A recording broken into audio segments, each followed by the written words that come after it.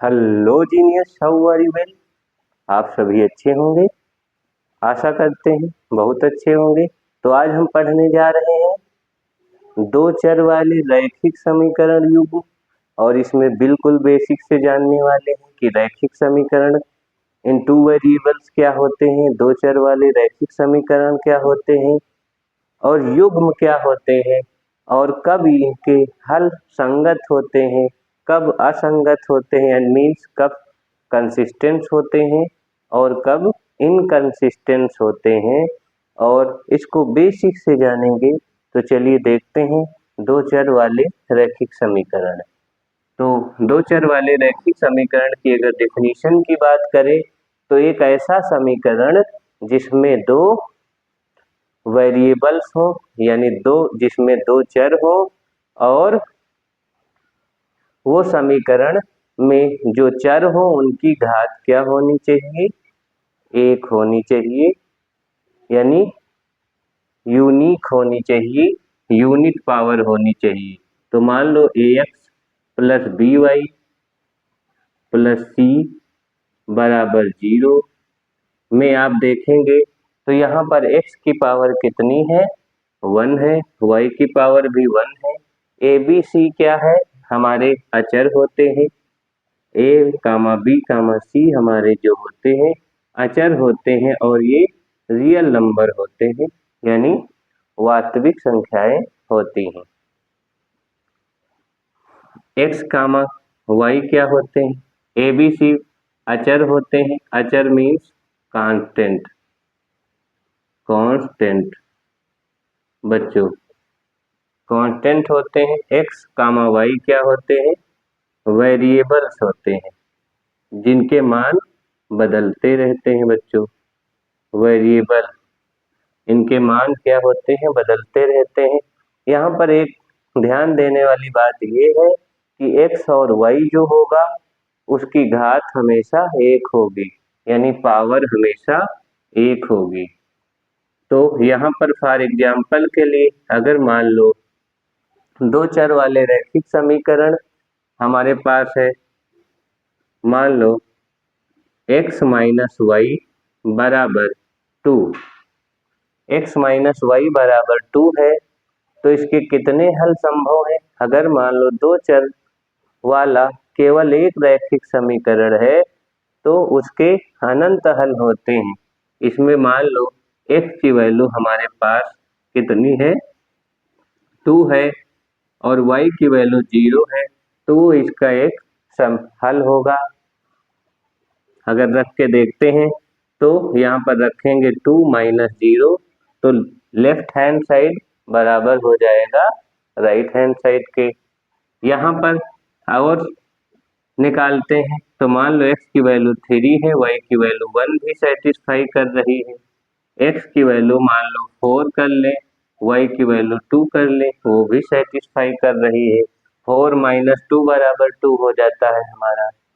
यानी आप जितना चाहें उतना, मान लो 10 है, x की वैल्यू y की वैल्यू 8 ले लो, तब भी 10 माइनस 8 कितना आ जाएगा, 2 आ जाएगा। ऐसे आते चले जाएंगे। आप 100 ले लो, x की वैल्यू y की वैल्यू 98 ले लो, तो 100 माइनस 98 क्या हो जाता है, फिर 2 हो जाता है। तो इस तरह से हम ये कहना चाह रहे हैं कि दो चर वाले एक रैखिक समीकरण है अगर हमारे पास, तो उसके इनफाइनाइट सॉल्यूशन होते हैं। ठीक, तो नोट पॉइंट में लिखेंगे स्टार मार्क लगा के, यदि दो चर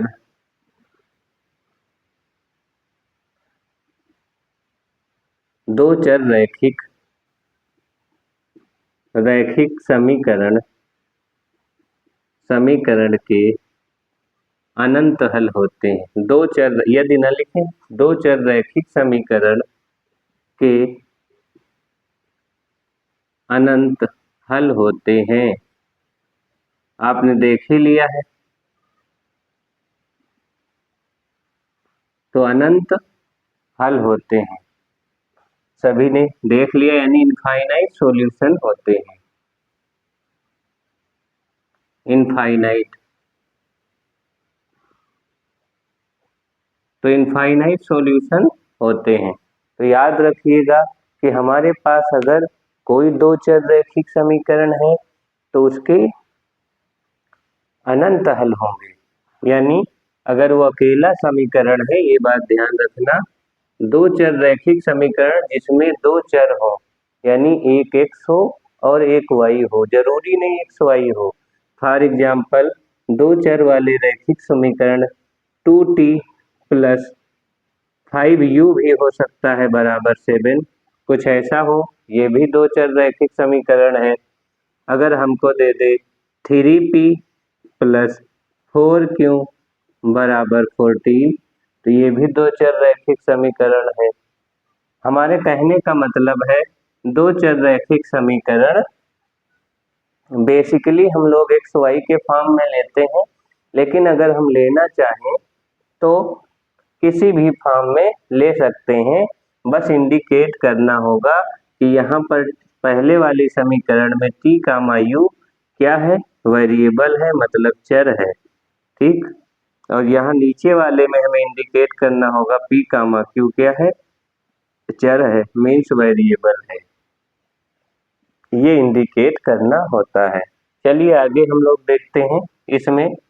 तो हमने क्या समझा बच्चों, हमने ये समझा कि दो चर रैखिक समीकरण जो होता है उसके अनंत हल होते हैं, क्योंकि अगर वो अकेला समीकरण है, युग्म कब कहते हैं, जब दो चर रैखिक समीकरण का जोड़ा आ जाए, युग्म मीन्स पेयर।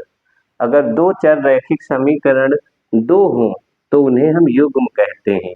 क्या कहते हैं बच्चों, युग्म। तो चलिए आज हम देखते हैं कि दो चर रैखिक समीकरण युग्म के बारे में समझते हैं। इसमें उससे पहले थोड़ी बात और समझ लेते हैं कि ये जो आपका स्टैंडर्ड फॉर्म है, यानी व्यापक रूप है, स्टैंडर्ड फॉर्म को हमेशा याद रखिएगा। जब हमको कंपेयर कराना होगा, मान लो 3x प्लस 2y माइनस 5 बराबर 0 है, तो हम यहाँ पर कंपेयर कराएंगे तो x का कोफिशिएंट को x के साथ में यहाँ से a की वैल्यू 2 आ जाएगी, और y के गुणांक को y के साथ में, यानी यहाँ पर b की वैल्यू भी 2 आ जाएगी, और अगर हम c की बात करें तो c की वैल्यू क्या आ जाएगी, -5 आ जाएगी। तो चलिए और देख लेते हैं। मान लो हमारे पास 3x माइनस 2y बराबर 5 है, तो चलिए इसमें बताइए क्या होगा। तो देखिए यहाँ पर इस रूप में अगर लिखा होगा तो हमको स्टैंडर्ड रूप में एक ही साइड में सबको लाना पड़ेगा, उसी के बाद हम लोग कंपेयर करा पाएंगे। तो ये इस साइड ऐसे लिख लेंगे। तो यहाँ पर a की वैल्यू बच्चों हो गई 3 और b की वैल्यू हो गई बच्चों -2 और c की वैल्यू हो गई -5। तो इस तरह से बहुत ही हलवा है, आसान है, ठीक। तो यहाँ से अब आगे हम बढ़ेंगे कि रैखिक समीकरण का अगर मान लो कोई मूल दिया है तो वो उस समीकरण को संतुष्ट करेगा। रैखिक समीकरण यानी दो चर रैखिक समीकरण, मान लो ये है व्यापक, इसका का एक हल अल्फा कामा बीटा है, तो इसमें रखने पर वो इसको संतुष्ट करेगा।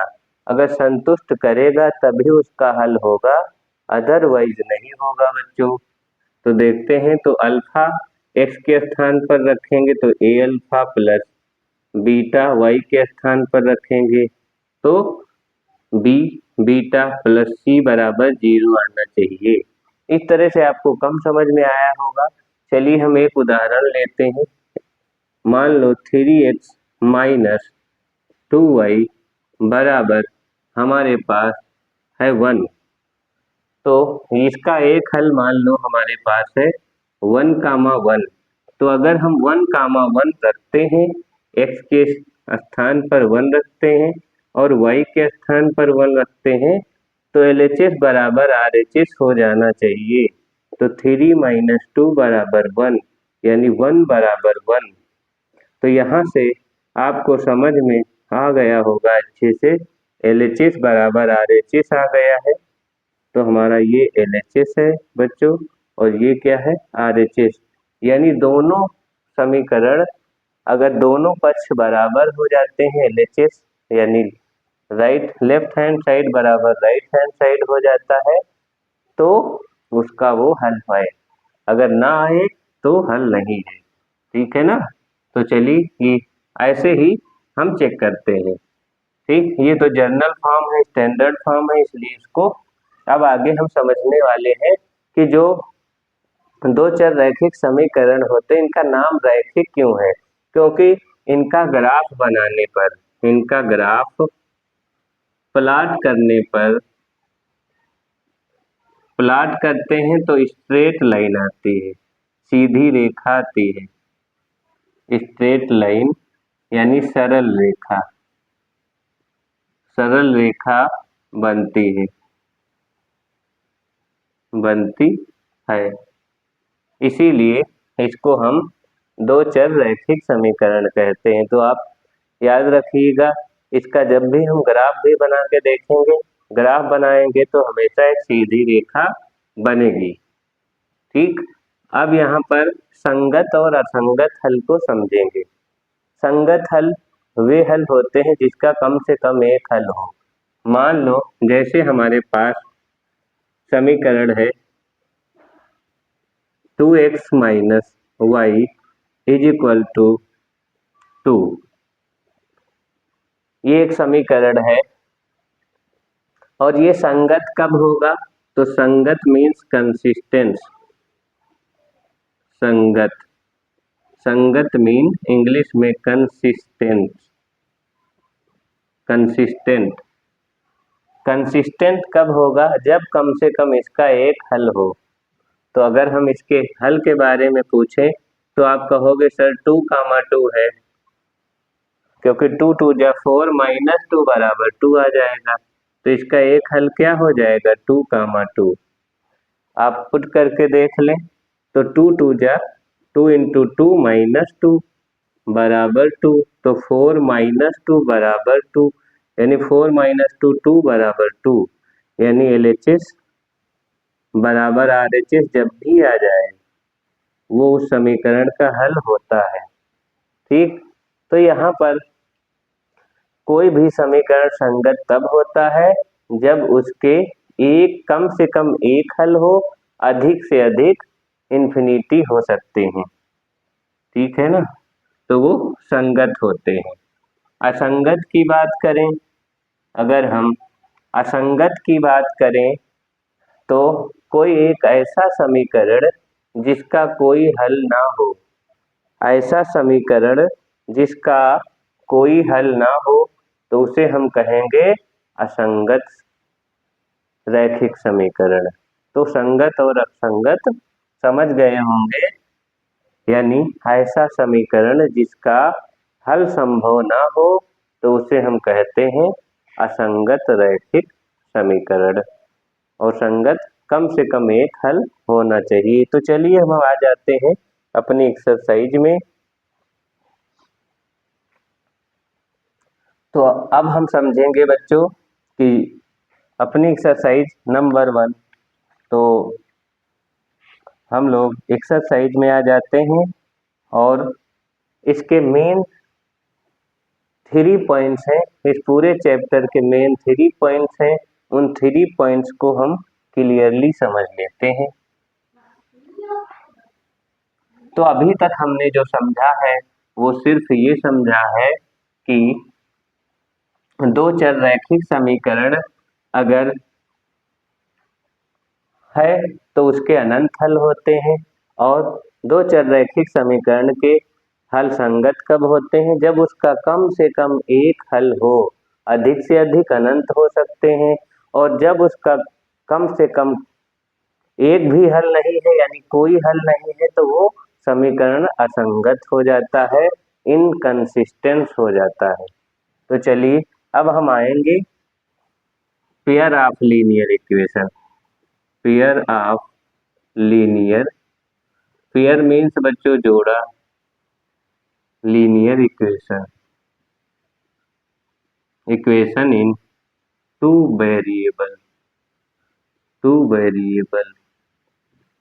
तो जैसे ही पेयर आ गया, यानी आपको कम से कम अब क्या लेना है, दो समीकरण लेने हैं, दो चर वाले रैखिक समीकरण के दो जोड़ी ले, मतलब कम से कम एक जोड़ा लेना है, a1x plus b1y plus c1 बराबर 0। ये समीकरण एक हो गया। a2x plus b2y plus c2 बराबर 0, ये समीकरण नंबर 2 हो गया।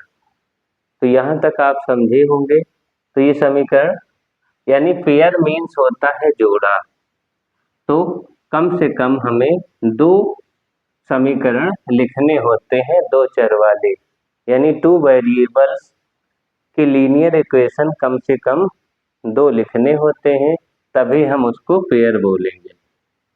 तो चलिए यहाँ पर हम अगर देखते हैं कि यहाँ पर कुछ तीन कंडीशंस होती हैं बच्चों, स्टार मार्क वाली मेन यही है, इसको आप डबल स्टार मार्क कर लें। पहली कंडीशन है रैखिक समीकरण, रैखिक समीकरण युग्म का अद्वितीय हल है। बच्चों ध्यान से देखना, अद्वितीय हल है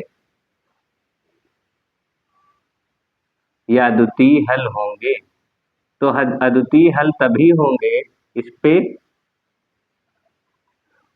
डार्क मार्क कर लें। अद्वितीय हल ऐसे ही एग्जाम में हमारे पूछा जाता है। तो अद्वितीय हल सिर्फ और सिर्फ तब होते हैं जब हमारा कंडीशन ये हो a1/a2 नॉट इक्वल टू होना चाहिए b1/b2 के, यानी तब उसके अद्वितीय हल होंगे। अद्वितीय हल में कम से कम एक हल होता है। तो चलिए यहाँ पर जैसे हम फॉर एग्जाम्पल ले लें, एक 3x माइनस वाई बराबर हो गया 2, x प्लस वाई बराबर हो गया 2। तो यहाँ पर अगर हम इसको हल करें फॉर एग्जाम्पल में समझने के लिए, या इसको हम चेक करें इसके अद्वितीय हल है कि नहीं है, तो अद्वितीय हल होने के लिए यहाँ पर a1, पहले तो इसको हमको क्या करना है, इसको स्टैंडर्ड फॉर्म में लिखना है बच्चों, 3x माइनस 2y माइनस 2 बराबर 0, और इधर x प्लस वाई माइनस 2 बराबर 0।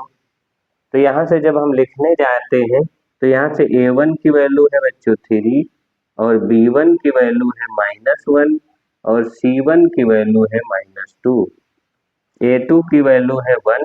अगर कुछ नहीं है गुणांक तो x का एक गुणांक होता है, और यहाँ पर b2 की वैल्यू है 1, क्योंकि y का कम से कम एक गुणांक होता है, और c2 की वैल्यू है -2। तो अगर हम इसको देखते हैं तो a1/a2 नॉट इक्वल टू होना चाहिए b1/b2 के। अगर ऐसा है तो इसका अद्वितीय हल होगा। तो a1 की वैल्यू है 3 बच्चों, और a2 की वैल्यू 1, और b1 की वैल्यू है -1, b2 की वैल्यू है 1। तो ये देखिए 3 बराबर -1 होता है क्या, तो 3/1 बराबर -1, या 3 बराबर क्या -1 नहीं होता है, इसलिए इसका अद्वितीय हल है। अद्वितीय हल का मतलब होता है एक सॉल्यूशन है, यूनिक सॉल्यूशन है।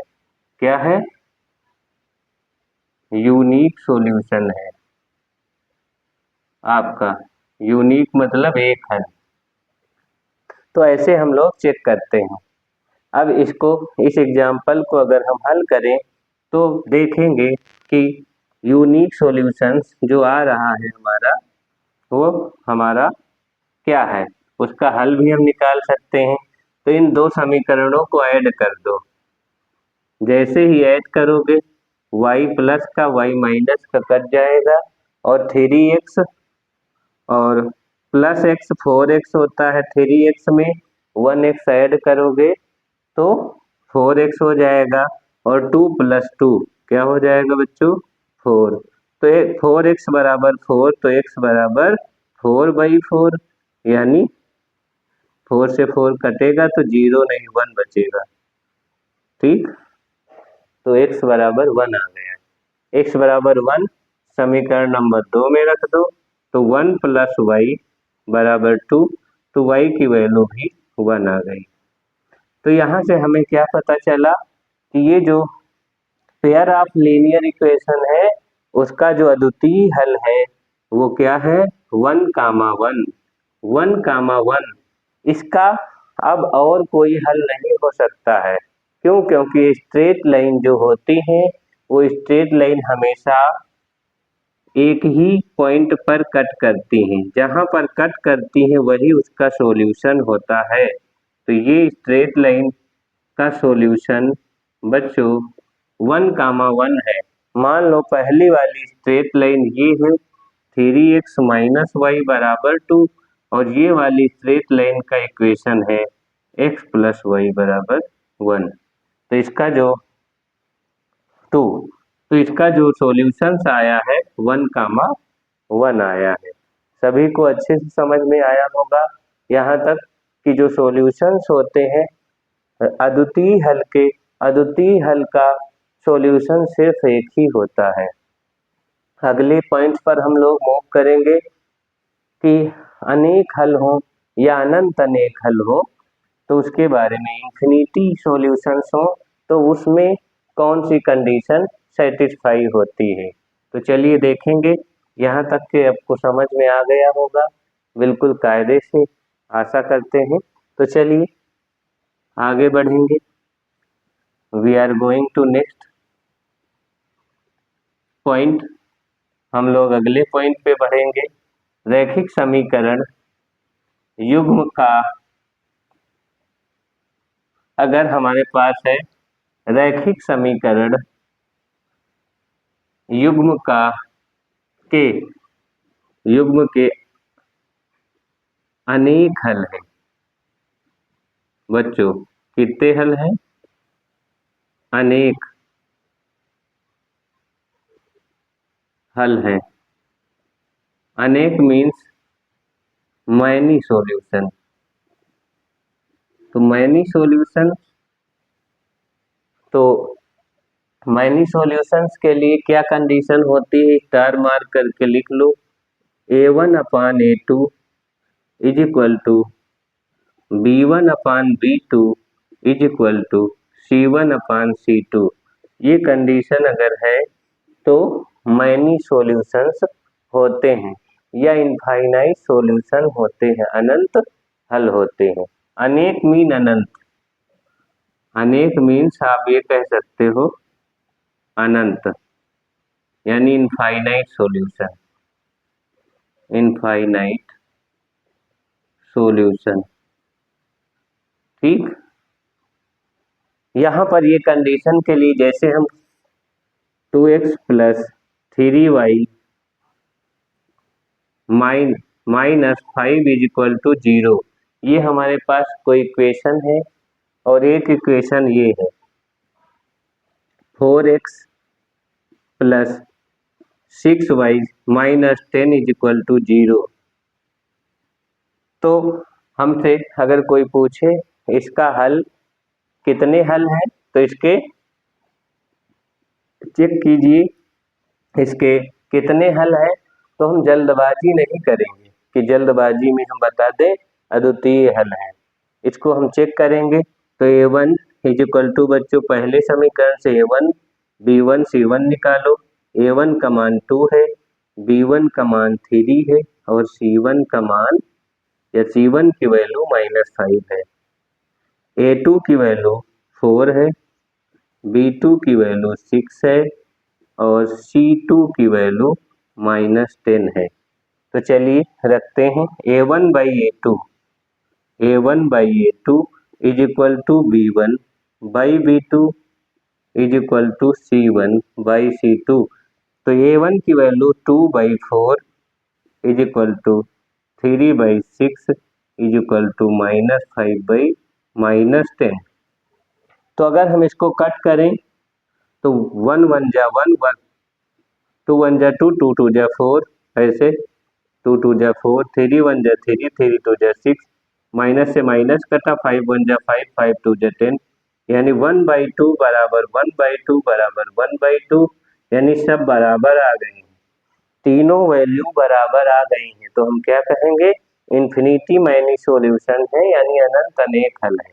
इसके कितने हल हैं, अनंत हल हैं बच्चों। कितने हल हैं डियर स्टूडेंट्स, सभी को समझ में आ रहा होगा, इसके अनंत हल हैं। अब हम थर्ड कंडीशन पे जाएंगे। ये सेकंड कंडीशन थी हमारी, पहली कंडीशन थी क्या, अद्वितीय हल। सेकंड कंडीशन क्या है, अनंत अनेक हल या अनेक हल, ठीक है ना। तो ये इसके बारे में और थोड़ा अध्ययन कर लें। तो यहाँ पर ध्यान से आप लोग देखिए, यानी अगर डीपली आप देखें तो ये और ये समीकरण कोई और समीकरण नहीं है, बस इसमें समथिंग से मल्टीप्लाई कर दिया गया है, कुछ से गुणा कर दिया गया है। जैसे पहले वाले समीकरण में हम 2 से मल्टीप्लाई कर दें तो सेकेंड आ जाती है, इट्स मीन, इसका मतलब ये है कि ये दोनों जो इक्वेशंस हैं, ये दोनों इक्वेशंस अलग अलग नहीं है, वो दोनों इक्वेशंस एक ही लाइन को रिप्रेजेंट कर रही हैं, क्योंकि जैसे इसमें से 2 कॉमन लेके हम डिवाइड कर देंगे तो हूबहू सेम इक्वेशंस आ जाएगी, यानी 2x plus 3y minus 5 is equal to 10 कहें, चाहे 4x प्लस 6y माइनस 10 बराबर 0 कहें, दोनों equation only one straight line, केवल एक सरल रेखा को प्रदर्शित कर रही हैं, क्योंकि वो दो इक्वेशन कहने के लिए हैं, और है क्या, आप देख ही रहे हो, एक ही इक्वेशन है, क्योंकि जैसे ही हम लोग 2 से डिवाइड करते हैं वो सेम इक्वेशन बन जाती है। 2 कॉमन ले तो 2x plus 3y minus 5 is equal to 10, तो 2 से डिवाइड कर देंगे तो दोनों इक्वेशन अलग अलग ना होकर सेम इक्वेशन बन जाती है। जब सेम इक्वेशन होती है तो हम इसे कहते हैं संपाती। संपाती मीन्स एक के ऊपर एक, ठीक, कोइंसिडेंट। तो चलिए थर्ड कंडीशन देखते हैं हम लोग।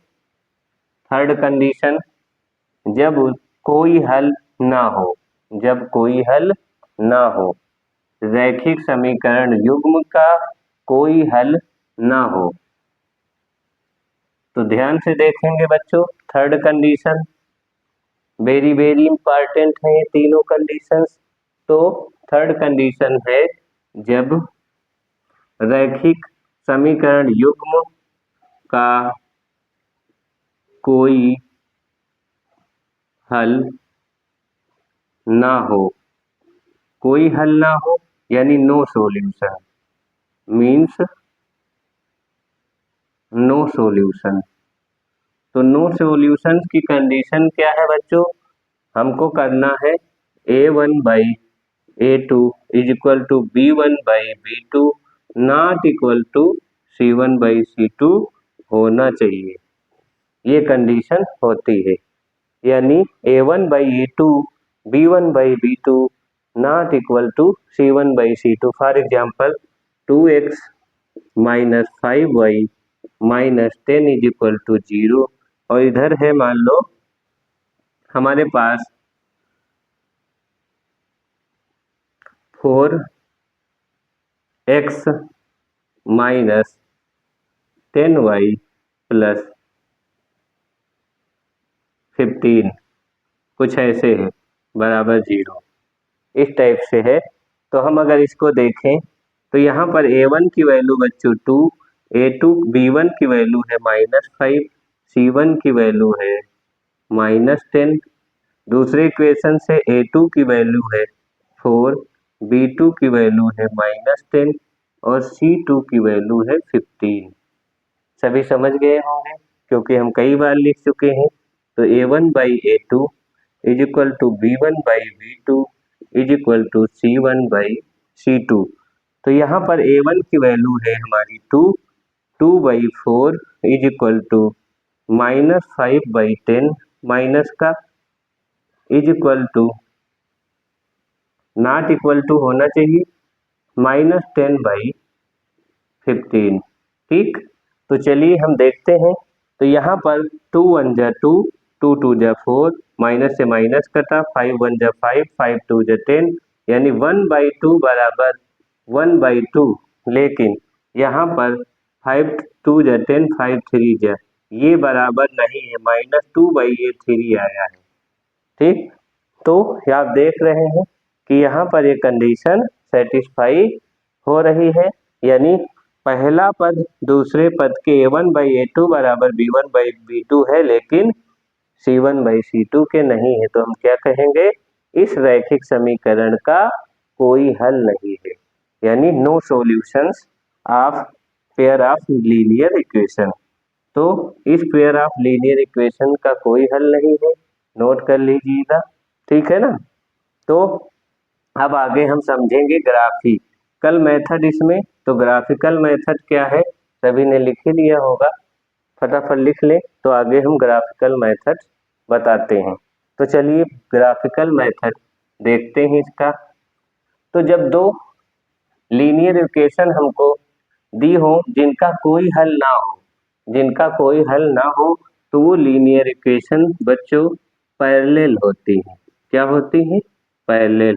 मान लो 2x प्लस 4y माइनस 10 ये है, ये 4x प्लस 8y माइनस 15 का इज इक्वल टू 0 का इक्वेशन है।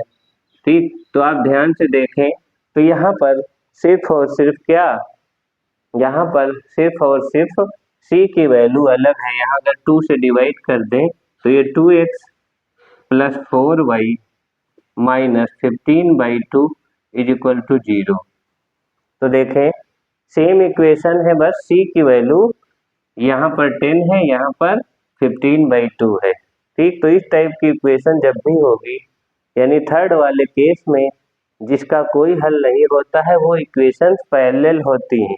जो इक्वेशन पैरेलल होती हैं वो कहीं पर भी आप बढ़ाते चले जाओ इन्फिनिटी तक, कहीं कट नहीं करेंगी। ठीक, दोनों साइड में कहीं भी कट नहीं करती हैं, इसीलिए हम इसको कहते हैं इसके पास कोई हल नहीं होता है।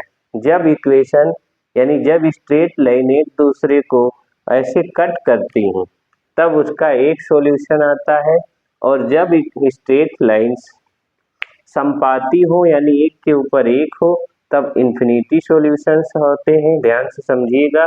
और जब पैरेलल हो तब कोई सॉल्यूशन नहीं होते। चलिए अब हम लोग मूव करेंगे अपनी एक्सरसाइज की ओर। तो चलिए हम मूव कर रहे हैं एक्सरसाइज की ओर। आप लोग नोट कर लिए होंगे, बिल्कुल। तो चले पहला 3.1 एक्सरसाइज बालाजी पब्लिकेशंस की 3.1 एक्सरसाइज में हम देखेंगे। पहला जो क्वेश्चन है बच्चों वो दिया है 2x plus 3y is equal to 2, और अगला है यानी c का मान बताना है जब रैखिक समीकरण के अनेक हल हैं, ऐसा बताया गया है। यहाँ पर दूसरा समीकरण हमारे पास है बच्चों c प्लस 2, बाहर है x, 2c plus 1, 2c plus 1 बाहर y है, इज इक्वल टू 2 ब्रैकेट में c माइनस 1, कुछ ऐसे है। तो हमने आपको क्या बताया था, जब भी स्टैंडर्ड समीकरण के कंपेयर करना है तो सारे पद एक ही साइड लाना पड़ेगा बच्चों। तो -2 हो जाएगा, इसको इक्वेशन 1 बना लेते हैं हम, कह देते हैं यहाँ पर comma c plus 2x plus 2c plus 1y minus 2c minus 1 is equal to 0। तो ये हमारे स्टैंडर्ड समीकरण बन गए। वहां पर भी एक पद राइट हैंड साइड में था, यहाँ पर भी एक पद राइट हैंड साइड में था, सबको हमें एक ही साइड लाना होता है। अब यहाँ पर a1 इज इक्वल टू 2 है, a2 is equal to b1 is equal to 3 है और c1 इज इक्वल टू बच्चों -2 है। a2 इज इक्वल टू दूसरे समीकरण से देखें तो है c plus 2, b2 is equal to है 2c प्लस 1 और c2 इज इक्वल टू है -2 ब्रैकेट में c -1। तो ये आप ध्यान रखिएगा। ठीक, हमेशा स्टैंडर्ड समीकरण बनाने के बाद हम कंपेयर करते हैं। तो हमारे पास कहा गया है कि अगर इस समीकरण के अनंत अनेक हल हैं, कितने हल हैं? अनंत अनेक हल हैं।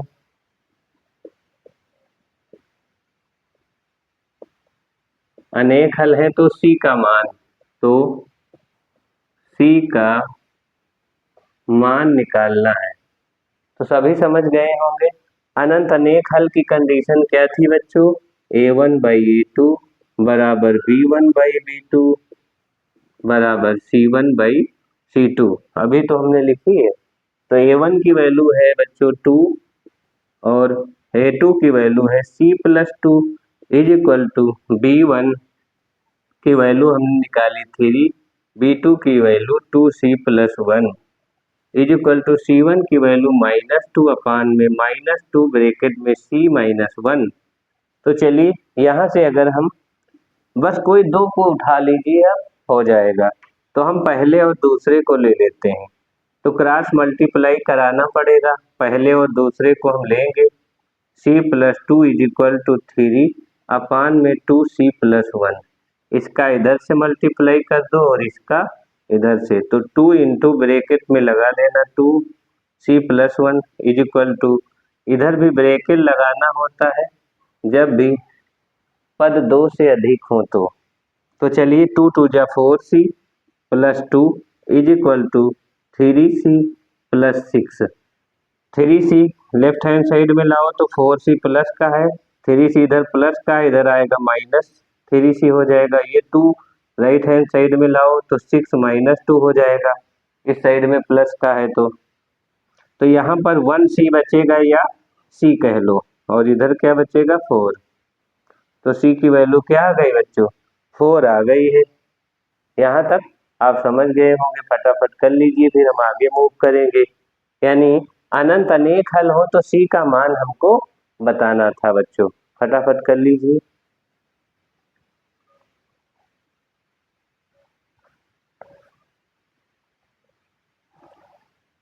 सभी नोट कर लिए होंगे, तो चलिए आगे मूव करते हैं। अगला क्वेश्चन है, इसके और क्वेश्चन आप लोग कर लेना, सब ऐसे ही हलवा टाइप के हैं। तो चलते हैं, देखते हैं। अगला क्वेश्चन है हमारा, a के किन मानों के लिए निकाय के कोई हल नहीं है?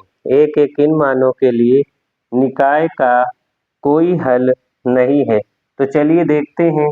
निकाय हमारे पास है, फर्स्ट क्वेश्चन है a के किन मानों के लिए, यानी a का मान बताना है जब निकाय का कोई हल ना हो।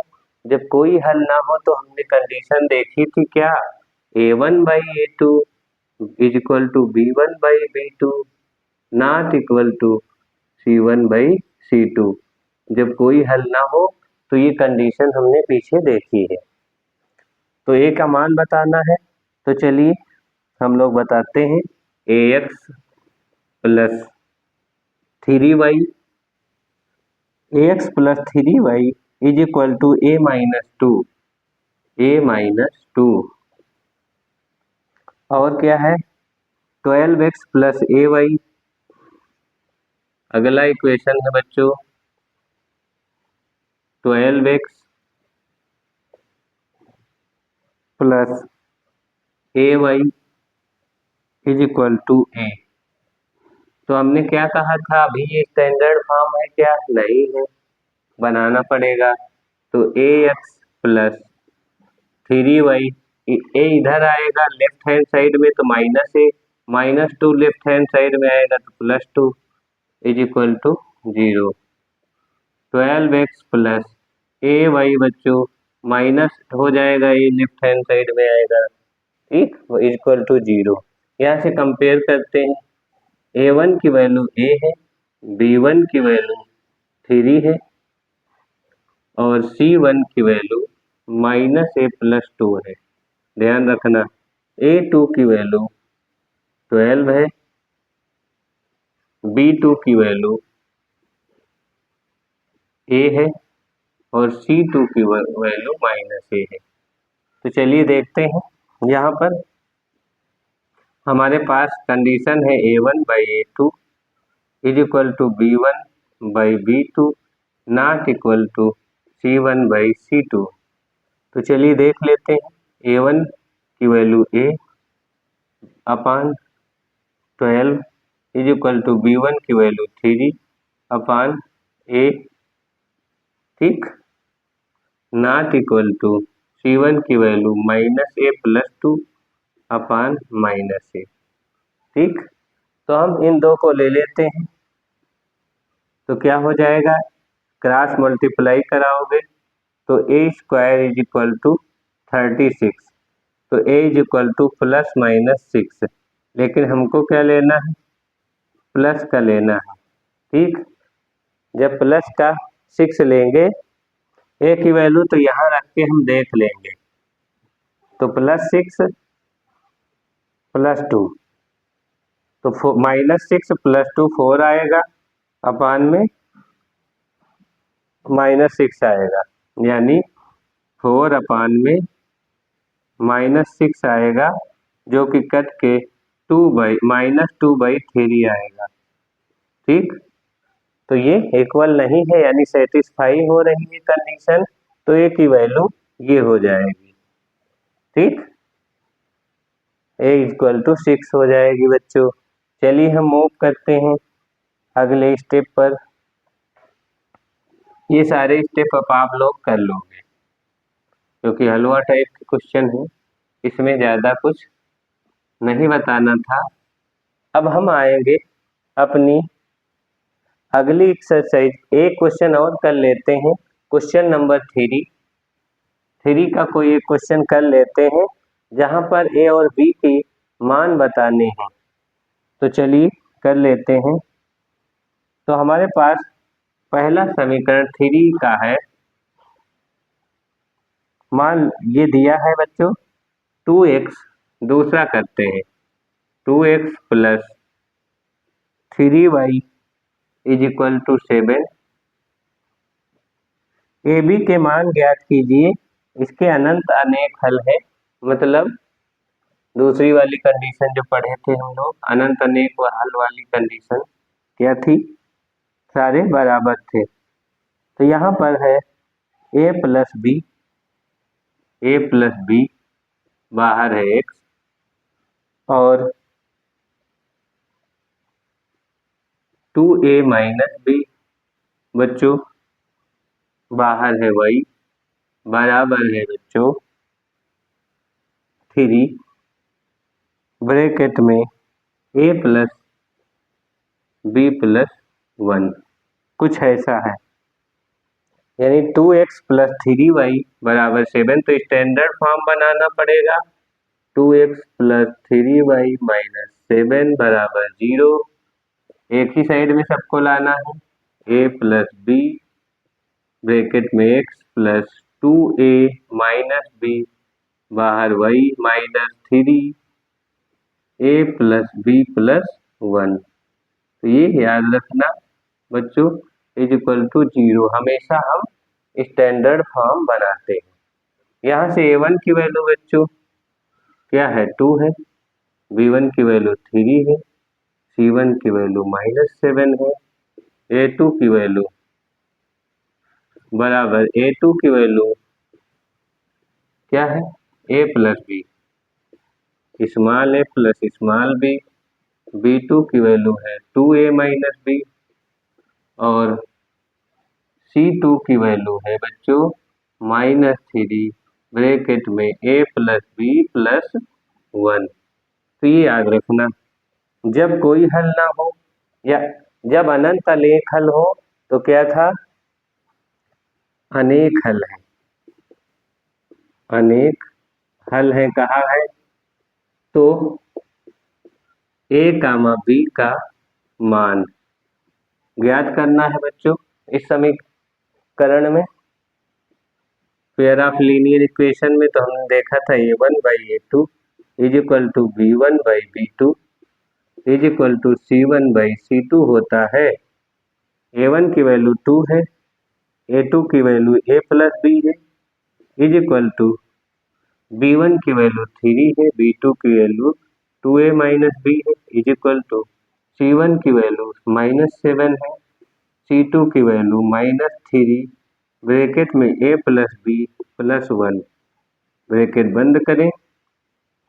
ये माइनस से माइनस कट कर देना और तो कुछ कटेगा नहीं। पहले क्या करते हैं, टू पहले और दूसरे को इक्वल करा देते हैं बच्चों, पहले और दूसरे पोर्शन को इक्वल करा देंगे तो इसका क्रॉस मल्टीप्लाई करा लो, ब्रैकेट लगाना पड़ेगा।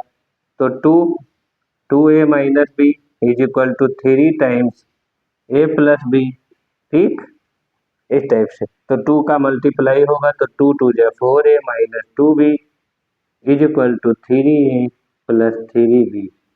एक ही साइड में ले आओ तो 4a 3a इसी साइड आएगा तो -3a हो जाएगा, ठीक, माइनस 2b और -3b इज इक्वल टू 0। तो यहाँ 4a से 3a सब्ट्रैक्ट होगा तो ये बचेगा और यहाँ -5b बराबर 0, -2a -3a ऐड हो जाएगा क्योंकि सेम साइन है। तो यहाँ पर हमारा क्या आया है, a minus 5b is equal to 0, तो a is equal to 5b, ठीक बच्चों, a is equal to 5b आ गया है।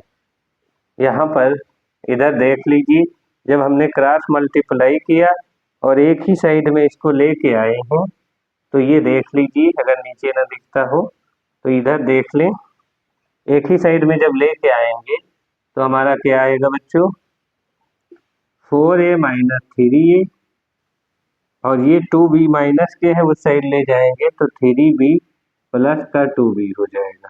तो a is equal to 5b, ठीक, a is equal to 5b आ गया, याद रखिएगा। अब क्या करें, पहले और तीसरे को इक्वल करा दें। तो बच्चों इधर देख लें, a/a plus b is equal to 7, minus से माइनस कट ही गया है, a प्लस बी प्लस 1, यानी इस पोर्शन को और इस पोर्शन को एक पहले दूसरे को हमने लिया है पहले वाले में, बाद में पहले तीसरे को लेंगे, याद रखिएगा। तो चलिए मल्टीप्लाई कराते हैं, तो 6a प्लस बी प्लस 1 बराबर 7 टाइम्स a प्लस बी, ठीक, ये आ जाएगा बच्चों, ठीक। अब 6 का मल्टीप्लाई होगा तो 6a प्लस 6b प्लस 6 बराबर 7a प्लस 7b। यहाँ ले आओ इस साइड तो 6a minus 7a plus 6b उस साइड से यहाँ आएगा तो -7b plus 6 is equal to 0 हो जाएगा, ठीक। यहाँ माइनस है, माइनस बी प्लस 6 बराबर 0। यहाँ से अगर हम देखें तो माइनस से मल्टीप्लाई करा दें तो ये माइनस है, माइनस से प्लस हो जाएगा और ये प्लस है माइनस हो जाएगा, ठीक।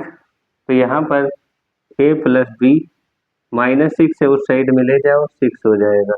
यहाँ जब आप माइनस से मल्टीप्लाई कराएंगे तो ये प्लस और ये माइनस, अब माइनस है तो उस साइड में ले जाओ तो यहाँ पर b की वैल्यू a की वैल्यू 5b आई है, तो चलिए रख देते हैं 5b प्लस b बराबर 6, तो 5b में एक b जोड़ोगे 6b हो जाएंगे, तो 6b बराबर 6, तो 6/6 यानी 1, b की वैल्यू 1 आ गई। जब b की वैल्यू 1 आ गई तो यहाँ से रख दो 5 1 जा 1, तो a की वैल्यू 5 आ गई बच्चों।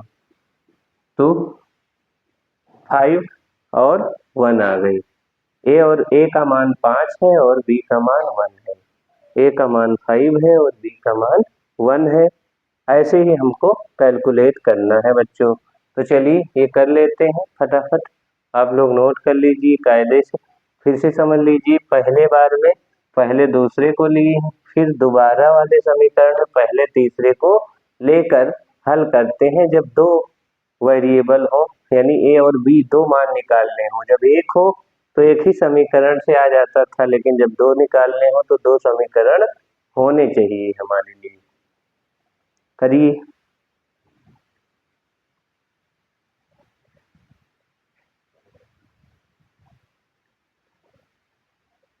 चलिए आगे बढ़ते हैं बच्चों, हो गया होगा सभी का। एक्सरसाइज नंबर थोड़ा सा समझ लेते हैं। सब्स्टिट्यूशन और प्रतिस्थापन विधि क्या होती है और विलोपन विधि क्या होती है, इसके बारे में समझ लेंगे हम लोग। प्रतिस्थापन विधि को समझें। प्रतिस्थापन विधि बच्चों, प्रतिस्थापन यानी सब्स्टिट्यूशन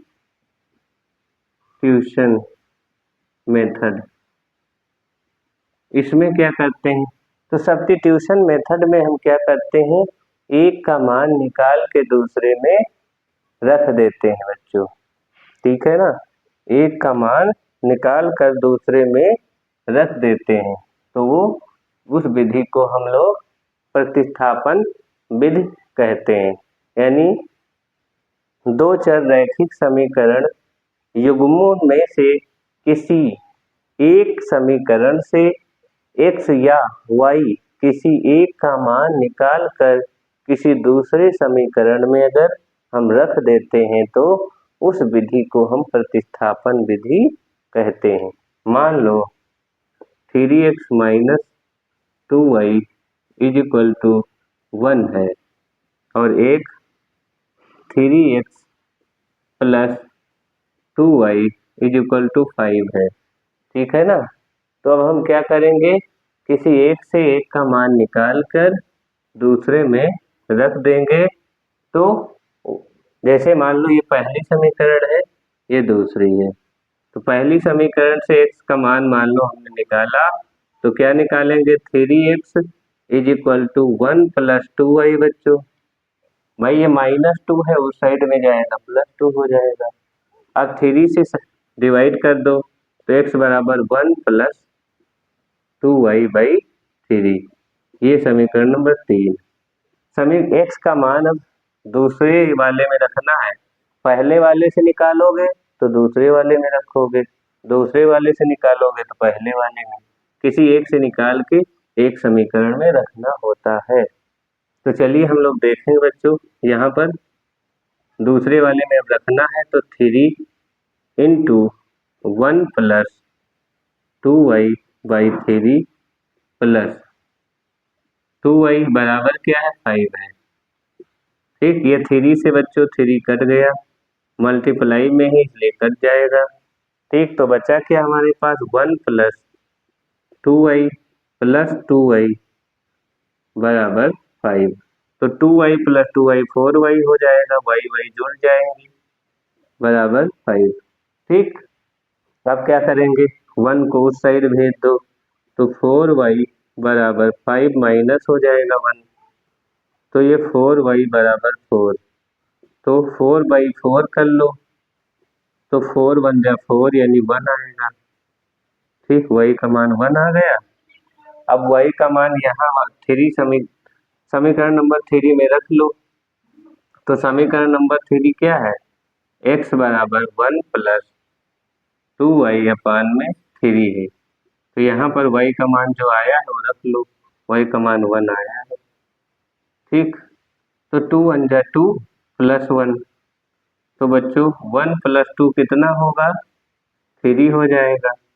तो 3/3 क्या हो जाएगा, 1। ठीक, तो इस तरह से x का मान 1 आ गया और y का मान भी 1 आ गया। ये हमारे हल हो गए प्रतिस्थापन विधि द्वारा। तो सभी समझ गए प्रतिस्थापन विधि किस विधि को कहते हैं? जब एक से x या एक समीकरण से x या y का मान निकाल कर दूसरे समीकरण में रख दिया जाता है, तो ऐसी विधि को हम प्रतिस्थापन विधि कहते हैं। ठीक है ना? तो ये कर लीजिए फटाफट क्वेश्चन।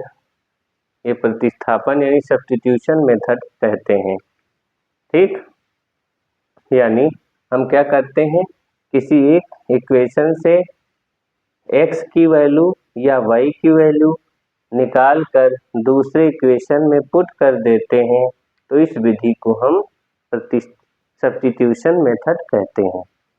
तो चलिए आगे बढ़ेंगे बच्चों, हो गया होगा। अब अगला मेथड क्या है? विलोपन विधि। दूसरा मेथड है विलोपन विधि। तो चलिए विलोपन विधि देख लेते हैं बच्चों फटाफट। तो विलोपन विधि क्या है? तो विलोपन विधि है, विलोपन विधि बच्चों, विलोपन विधि को हम इलिमिनेशन मेथड बोलते हैं।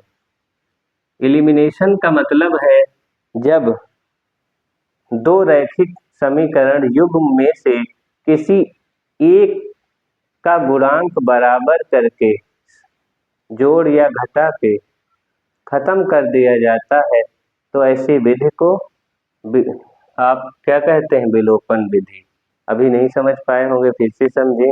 यानी किसी एक समीकरण में या तो x का गुणांक या y का गुणांक बराबर कर लिया जाता है। कैसे बराबर किया जाता है? भाग करके या गुणा करके।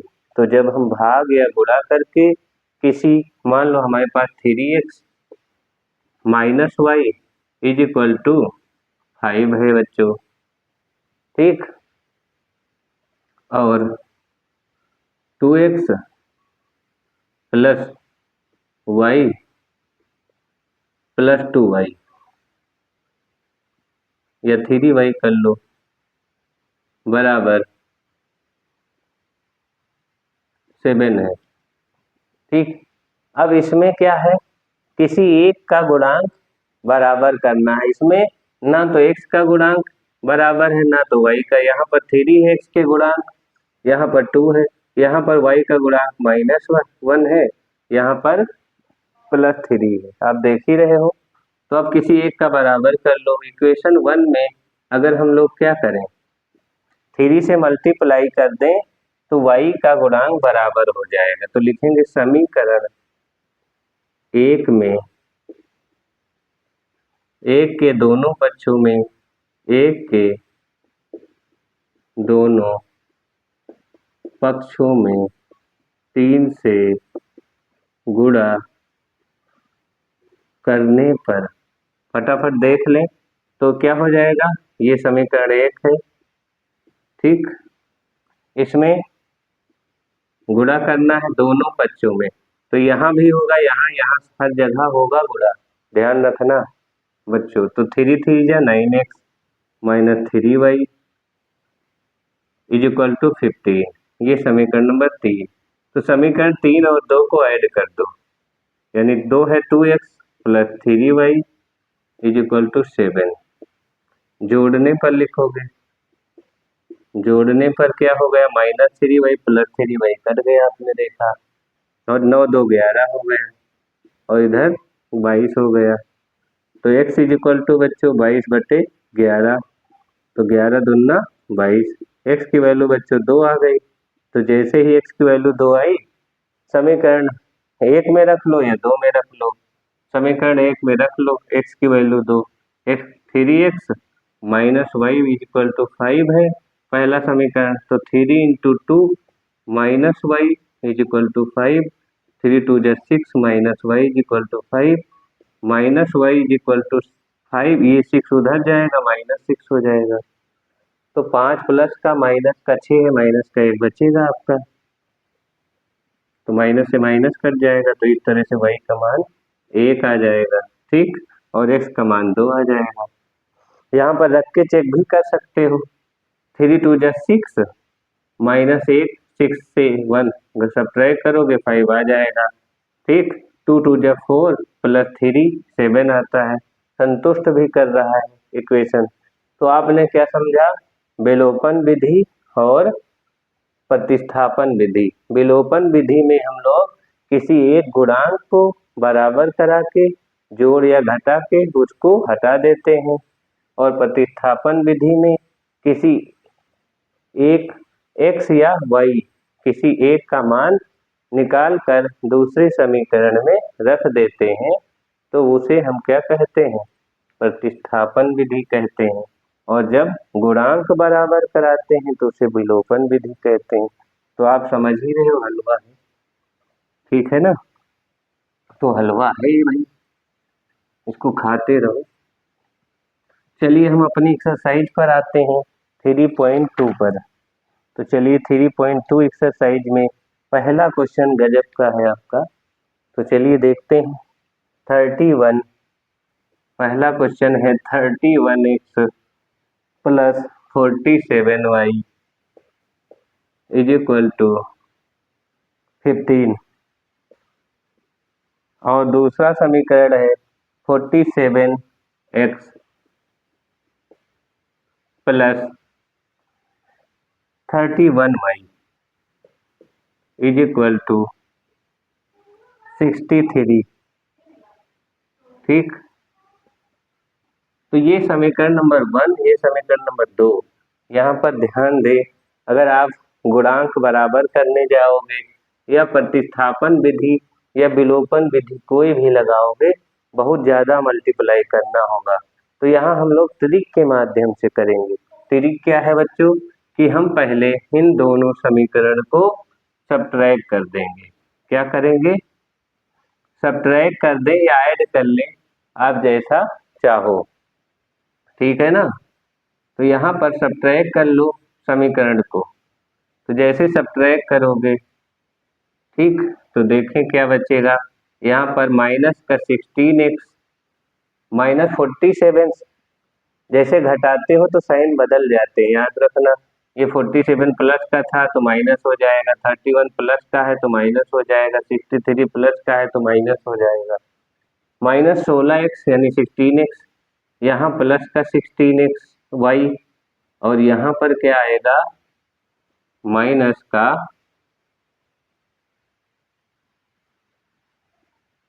48, ठीक, माइनस का 48 आएगा बच्चों। अब माइनस से, अब यहाँ पर माइनस 16 कॉमन ले लो, तो यहाँ आएगा x माइनस वाई, और यहाँ आएगा माइनस 48 है, तो मल्टीप्लाई करा दो बच्चों, ठीक, तो ये आ जाएगा, डिवाइड करा दो, तो ये माइनस से माइनस कटा, 16 3 48, तो ये इक्वेशन हमारी बन गई। ध्यान से देखना, ये समीकरण 3 बन गई, ठीक। अभी हम अब इस समीकरण जो भी बनी है अभी 30 का नाम ना दो। अब क्या करो, अब ये आसान हो जाएगा। अब पहले समीकरण में x का गुणांक कितना है, 31 है, तो इस समीकरण के दोनों पक्षों में 31 से मल्टीप्लाई करा लो, तो 31x माइनस 31y। ध्यान से देखिएगा, हमने क्या किया, पहले दोनों को सब्ट्रैक्ट कर दिया, क्योंकि गुणांक बहुत हैवी थे, गुणा कराते तो कराते रहते इजी करने के लिए।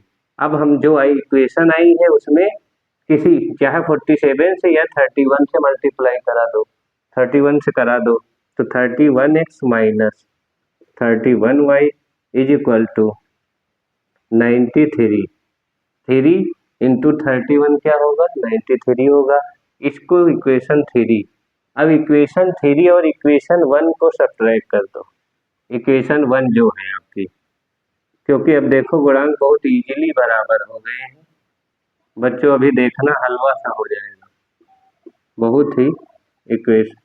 अब क्या करो, घटाने पर, सब्ट्रैक्ट करने पर, साइन बदल दो, ये माइनस, ये माइनस, ये माइनस, सभी प्लस थे तो माइनस हो जाएंगे। 31x कट गया, और ये क्या बचा बच्चों, ये बचा हमारा जाके, ये ऐड होगा -31y -47, तो 7 1 8 और 7, तो माइनस का 78, और इधर क्या बचेगा, माइनस प्लस का 78 बच्चों, क्योंकि 93 से 15 घटाओ, 13 से 5 गया 8 बचा, और 8 से 1 गया 7 बचा। अब देखें ये y इज इक्वल टू क्या आ जाएगा, 78 अपान -78, तो कट जाएगा, यानी -1 आ जाएगी, ये माइनस ऊपर आ जाएगा, -1, तो y की वैल्यू बच्चों क्या आ गई, -1, और ये वाली जो समीकरण निकाली है इसी में रख लो, और x की वैल्यू आ जाएगी। देखें इक्वेशन क्या है, x माइनस वाई बराबर 3, इसमें वैल्यू रख लो y की, तो x माइनस और -1 इज इक्वल टू 3, तो x plus 1 is equal to 3, तो x इज इक्वल टू 3 उस साइड जाएगा तो माइनस हो जाएगा, तो क्या आ गया, x इज इक्वल टू 2 आ गया, y इज इक्वल टू बच्चों -1, तो बहुत ही हलवा है।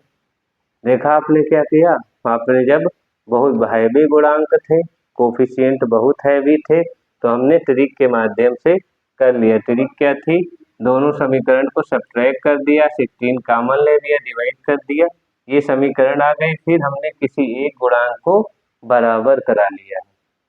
तो जैसे ही हमने बराबर कराया, और पहले या दूसरे किसी एक का बराबर करा लो और किसी एक से सब्ट्रैक्ट कर दिया हमने, तो ये 78, y इज इक्वल टू 78 आया, y इज इक्वल टू -1 आ गया, क्योंकि माइनस यहाँ है अपान में, इसलिए माइनस आ जाएगा, ठीक है ना।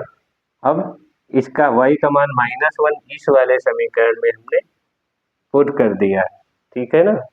तो यहाँ पर माइनस माइनस प्लस 1 उस साइड गया, सब्ट्रैक्ट हो गया, तो x की वैल्यू 2 आ गई, y की वैल्यू -1 आ गई, यहाँ रख के देख सकते हो, ठीक। x की वैल्यू 2 रखोगे तो क्या आएगा, 62, 31 दून 62, -47, 62 से 47 घटेगा, क्या आएगा 15, तो ऐसे आप चेक भी कर सकते हो बच्चों, ठीक।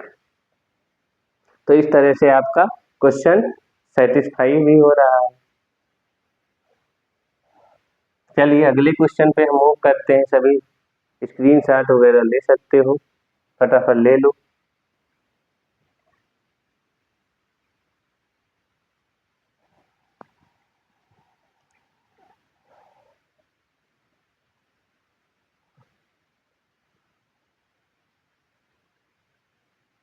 चलिए आगे देखते हैं, इसका जो समीकरण, अब हम दूसरा वाला आप लोग करिएगा, हम बताते हैं तीसरे नंबर का 3/x, तीसरा जो समीकरण है 3/x है बच्चों, +2/y बराबर 11 अगला समीकरण है 4/x -5/y बराबर 7।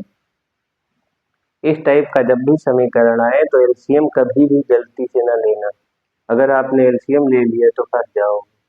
यहाँ पर मानना है, माना 1/x is equal to p तथा 1/y is equal to q, ठीक समझ गए।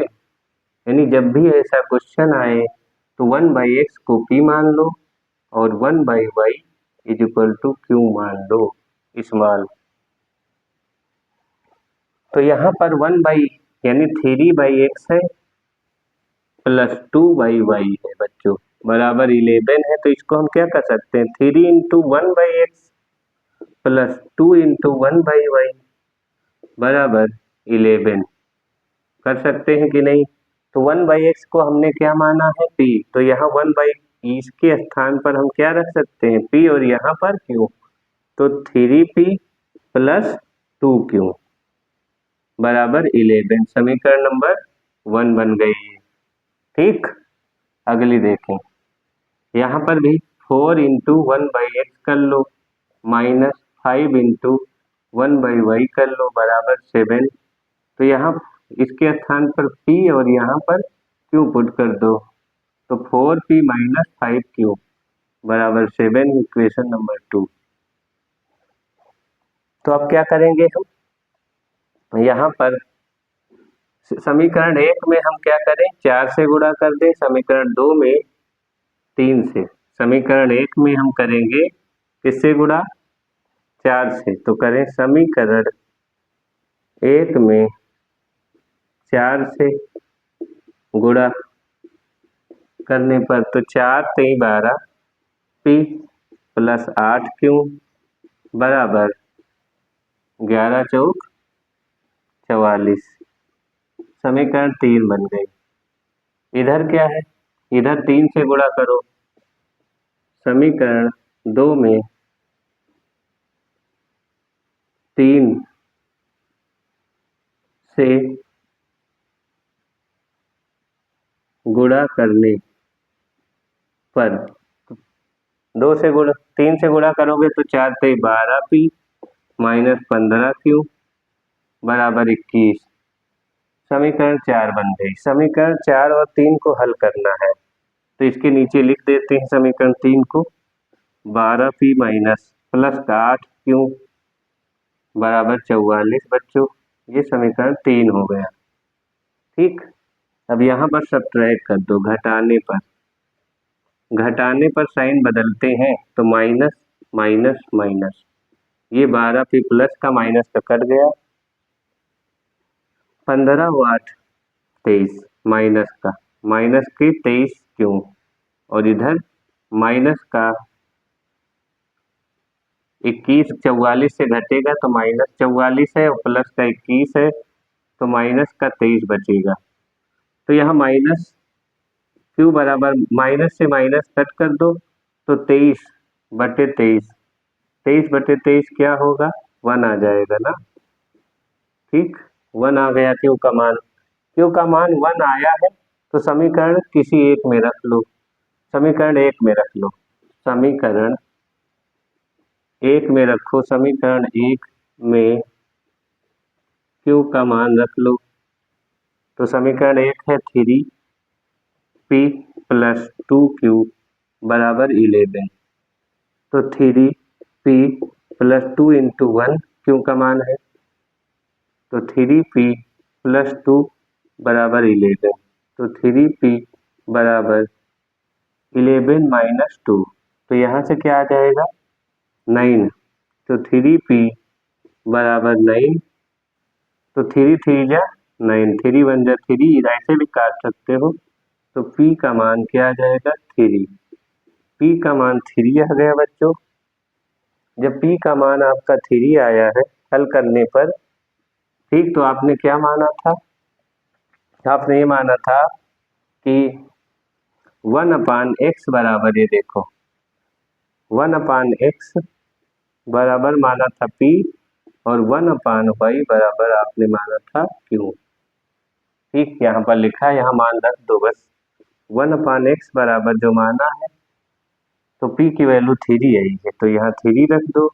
1/y बराबर q की वैल्यू क्या आई है 1 रख दो। तो इसका मल्टीप्लाई इधर कर दो, तो 3x बराबर 1 हो गया, यानी x बराबर बटे में चला जाएगा, तो 1/3 हो जाएगा। ठीक, इस तरह से y का मान तो 1 ही आएगा। ठीक, तो इस तरह से बहुत ही इजी वे से ये दोनों आंसर आ गए हैं। ठीक, x का मान क्या आ गया है 1/3, और y का मान आ गया है 1। ठीक, तो बहुत ही क्लियर मेथड है ये, बहुत ही उम्दा मेथड है। आप सभी लोग इसको करें, हम लोग आगे मूव करेंगे, फटाफट नोट कर लीजिए।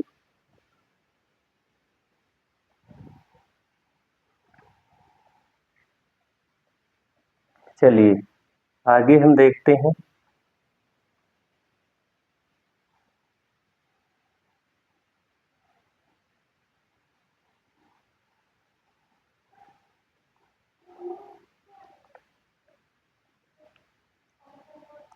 अब हम लोग करेंगे 6 नंबर क्वेश्चन।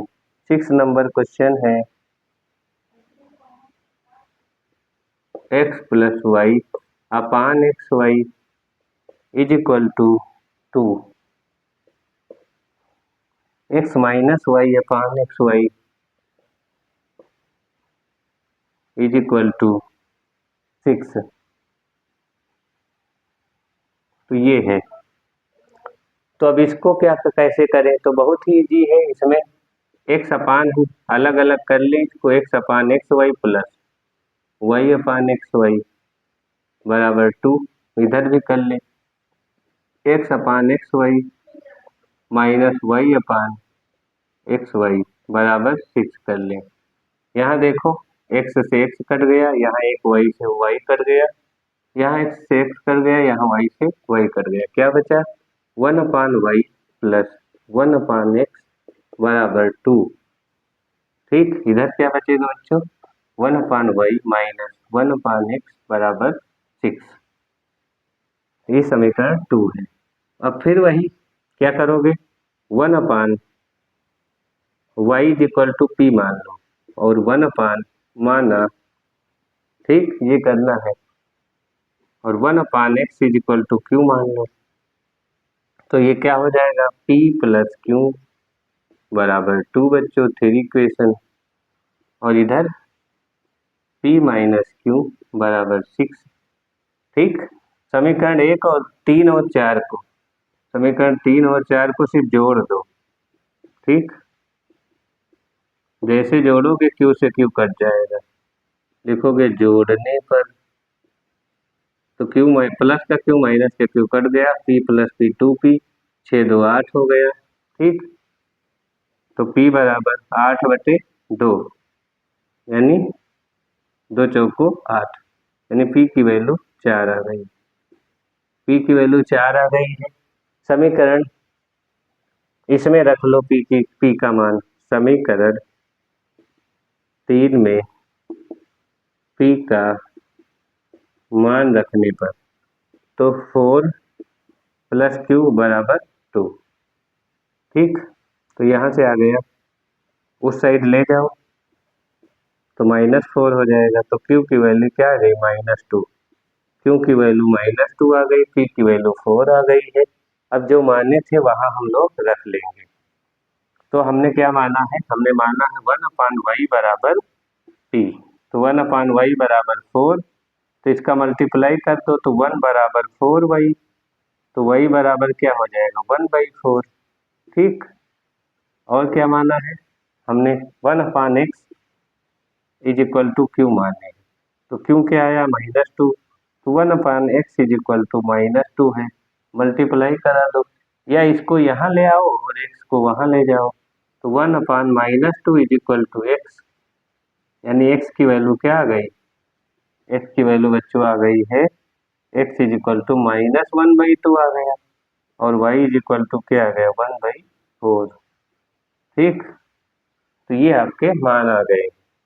बहुत ही इजी मेथड हमने आपको बताया है, इससे हलवा मेथड और हो नहीं सकता है। तो आशा करते हैं यहाँ तक वीडियो समझ में आया होगा बहुत कायदे से। अब हम आगे और क्वेश्चन कल देखेंगे, क्योंकि बहुत लॉन्ग वीडियो हो रहा है। तो हम आशा करते हैं आपको बहुत अच्छा से समझ में आया होगा, बहुत अच्छे से, और आप अच्छे से एंजॉय से पढ़े होंगे। तो आशा करते हैं, और इसी के साथ में फिर मिलते हैं। थैंक्स फॉर वाचिंग, फिर मिलेंगे कल इसी में अगले वीडियो के साथ, अगले न्यूमेरिकल के साथ, और इस सेशन को हम लोग बाय बाय करेंगे, एंड करेंगे। Thanks for watching.